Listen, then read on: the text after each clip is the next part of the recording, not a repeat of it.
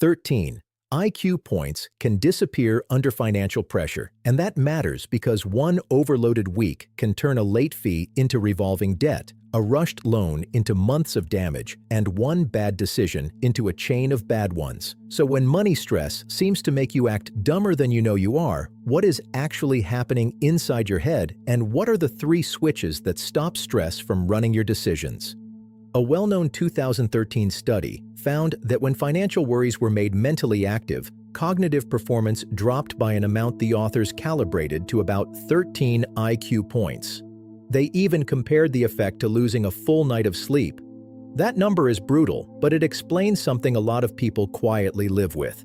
You are not suddenly less intelligent, your thinking gets crowded. And when your mind is crowded, the first thing that goes is not knowledge. It is decision quality. It is the pause between impulse and action. It is the ability to compare options properly. It is the ability to hold 3 consequences in your head instead of one immediate pain. That is why money stress is so dangerous. It does not just make life feel heavy. It changes the quality of the mind making the decision. And by the end of this, you will have 3 practical switches that make those bad weeks less expensive. The risky part is usually not the dramatic mistake. It is the small, urgent one, the renewal you do not review, the purchase that feels like relief, the minimum payment that quietly becomes a routine, the app that promises a little comfort and leaves you with less room next week. Welcome to the quiet side of money. No hype, just systems. Because the real question is not, why am I so bad with money? The real question is, why do I know better and still make worse decisions when I feel trapped? And more importantly, why does willpower suddenly feel useless right when you need it most? A lot of videos miss the point here. They treat money stress like a discipline problem, as if the answer is always more self-control, more tracking, more personal virtue, maybe a cleaner spreadsheet and a tougher attitude. But that explanation is too shallow. Scarcity does not just make people careless, it captures attention, it narrows the field, it forces your mind to stare at what is burning right now while everything just outside that frame gets harder to see. That is why the same person can look thoughtful one week and chaotic the next. In one part of that same research, farmers performed worse before harvest than after harvest, when money was tighter. Same people, different financial pressure, different cognitive performance. If this already feels a little too familiar, leave a like, not for drama, just so more people hear that money stress is not a moral failure. Here is the first thing to understand. Willpower fails under money stress because willpower is not some magical reserve tank. It depends on attention, inhibition, working memory, and the ability to hold competing consequences at the same time. When your mind is already busy running rent, food, debt, childcare, transport, and the ugly little math of what can be postponed without blowing up, your brain starts protecting the urgent at the expense of the important.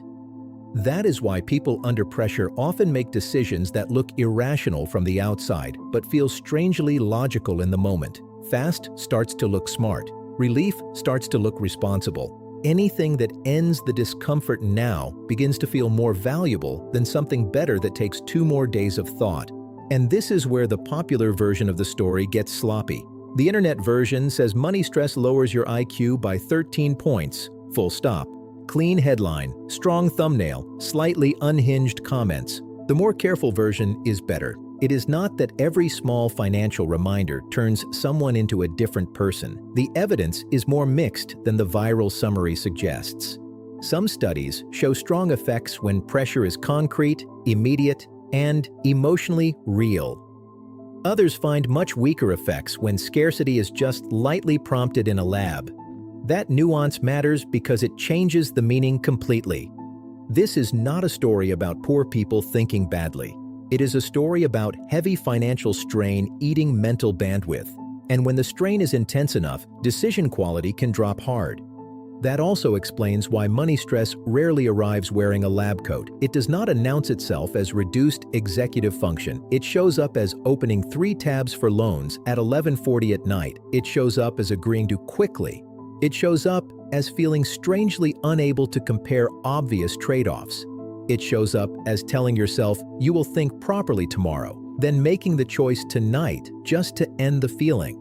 Under pressure, your brain is not empty, it is crowded, and crowded minds are easier to push around. That means your worst money decisions are often not made because you lack information. They are made because the part of you that is supposed to sort, compare, inhibit, and weight is already overloaded. Some newer work suggests scarcity can especially hurt cognitive flexibility and interference control. In plain English, that means it gets harder to shift perspective and harder to ignore the pressure signal screaming for immediate relief. Now here is the part I wish more people heard sooner. When pressure lifts, performance can improve fast enough to feel almost rude. In one field experiment with low-income workers in India, earlier cash payment reduced financial concerns, raised output, and reduced costly mistakes. Not because the workers suddenly became more disciplined overnight, because attention came back, planning came back, competence came back. That is the midpoint truth of this whole video. Money stress does not just hurt your mood, it changes the mind that is trying to solve the problem. So if you have ever looked at a money decision later and thought, "What was I doing?" there is a decent chance the answer is this. You were solving a complex problem with reduced bandwidth. And that leads to the part most people actually need. Not a lecture, not generic advice, not another speech about discipline. What do you do when you know financial pressure makes you worse at choosing?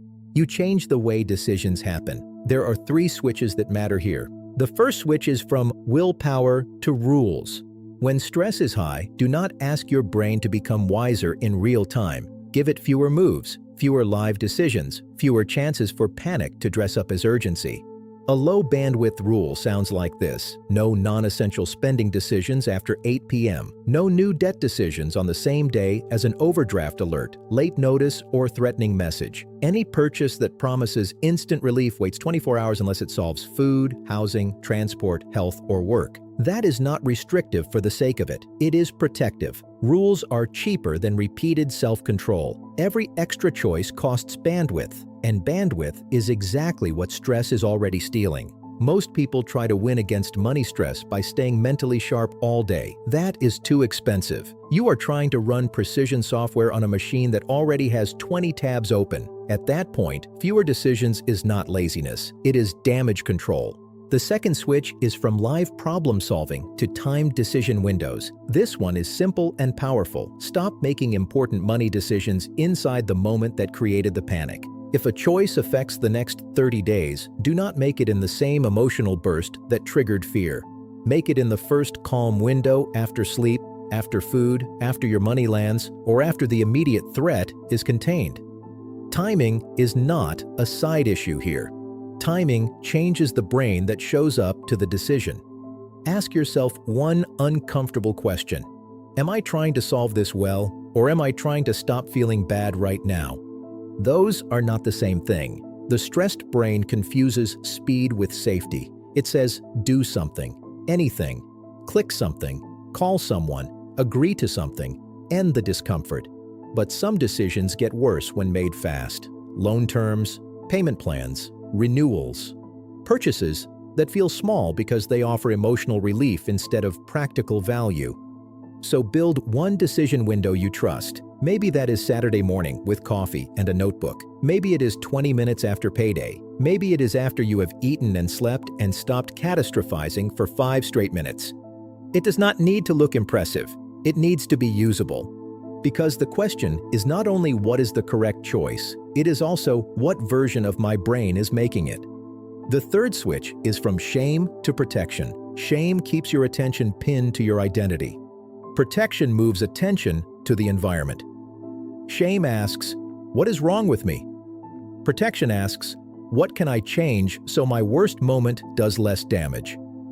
That shift matters more than people think. If you tend to overspend when stressed, do not start with a speech about becoming more disciplined. Remove speed. Delete stored card details from the apps that catch you when you are tired and stretched. Add one friction point between panic and purchase. If you tend to avoid bills when you are overwhelmed, draft the message before the next bad week arrives. One plain message to a creditor, landlord, provider, or service desk. Short, calm, ready to send.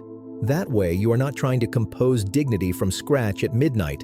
and keep one brutally short order of operations for bad weeks. Stabilize essentials first. Stop penalties second. Delay vanity decisions third. Ignore comparison. Review again in 48 hours.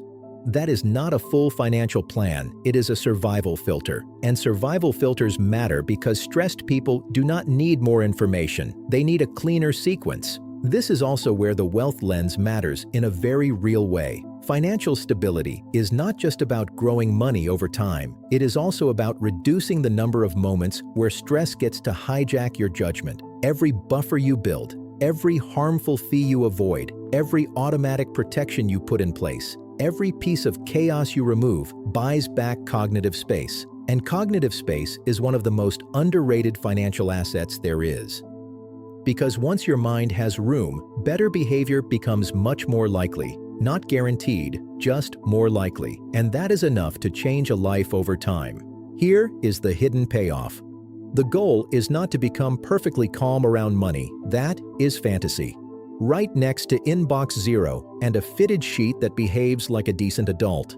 The real goal is much more practical. Stop expecting high-quality cognition from a brain in threat mode. Once you understand that, the shame starts to loosen. A bad money decision under stress is no longer proof that you are irresponsible forever. It is evidence that you made a hard choice with reduced bandwidth. That does not erase consequences, but it tells you where to intervene. So use this 1-minute reset before any non-trivial money decision. What is the threat? What is actually due now? What gets worse if I wait 24 hours? What gets worse if I act in 10 minutes? That is it. 4 questions. The first question calms the noise. The second isolates the real deadline. The third protects tomorrow. The fourth catches panic pretending to be urgency. A lot of expensive mistakes are not wildly irrational. They are narrow. They come from solving the wrong time horizon. You feel next hour so intensely that next month disappears. So no, money stress is not literally killing your IQ, but it can absolutely lower the quality of the thinking you bring to your finances, your work, and your future. And once that happens, the answer is not more shame and not some heroic burst of discipline. It is fewer live decisions, better timing, and stronger protection around the moments when your brain is most expensive to use. That is how you stop stress from taxing your judgment. That is how you protect not just this week's cash, but your long-term stability. And that is how Wealth Mentor Pro should think about money, not as a performance of willpower, but as a system that still works when life gets loud. If you enjoyed this, leave a like. If you want more calm, practical thinking like this, subscribe. And if you want to keep going, watch the suggested next video.